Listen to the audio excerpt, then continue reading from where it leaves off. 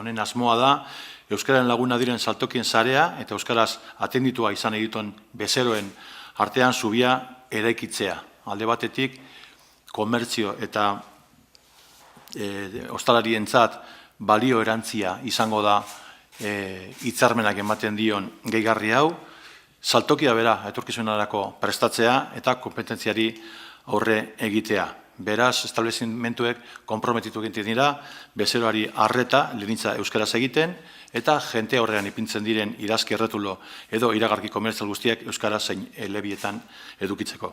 Para el Gortako Denda nos parece una obligación apoyar el euskera, que es el idioma de nuestro pueblo, y dar facilidades a todos los euskaldunes que quieren ser atendidos en él.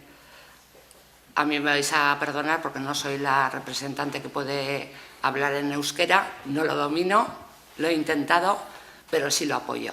Nosotros consideramos, desde luego, muy importante el que se le pueda atender a la clientela en general, en primer lugar por su propia satisfacción y por nuestra propia satisfacción de que la persona que viene a nuestros comercios esté contenta y que efectivamente vea un acercamiento y como una mano que se le tiende para su forma de hablar tanto en castellano como en euskera.